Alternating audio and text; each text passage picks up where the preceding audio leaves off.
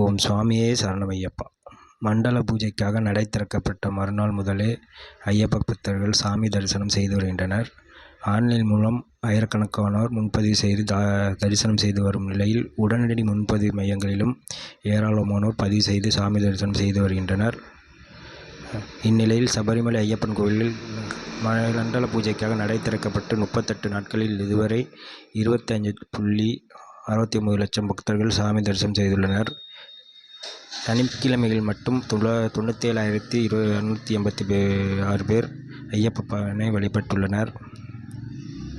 இதனிடையே செய்தியாளர்களை சந்தித்த தேவசம் போர்டு தலைவர் பிரசாந்த் மண்டல பூஜை குறித்து விவரங்களை தெரிவித்தார். மண்டல பூஜையையொட்டி நாளை மறுநாள் 64,000 பேருக்கும் புதன்கிழமை 70,000 பக்தர்கள் மட்டுமே முன்பதிவு செய்ய அனுமதிக்கப்பட்டுள்ளனர். ஜனவரி முதல் நாளொன்றுக்கு 50,000 பேரை முன்பதிவு செய்யலாம் எனவும், நாளொன்றுக்கு 15,000 பேருக்கு ஸ்பாட் புக்கிங் எனப்படும் உடனடி முன்பதிவு டிக்கெட் வழங்கப்படும் எனவும் குறிப்பிட்டார். வருகிற 27ஆம் தேதி இரவு 10 மணிக்கு கோயில் நடை அடைக்கப்பட்டு மண்டல காலம் நிறைவு பெறும். மீண்டும் டிசம்பர் மாதம் 30ஆம் தேதி மாலை மகர விளக்கு பூஜைக்காக நடை திறக்கப்படும்.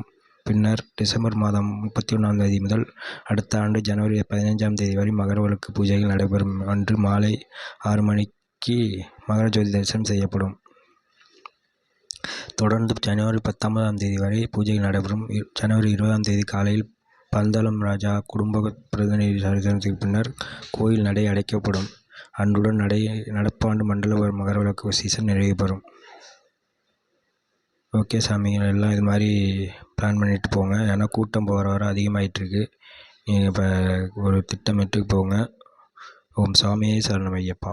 இது போன்ற சபரிமலை தகவலுக்கு என்னோடய சேனலை சப்ஸ்கிரைப் பண்ணி வச்சுக்கோங்க.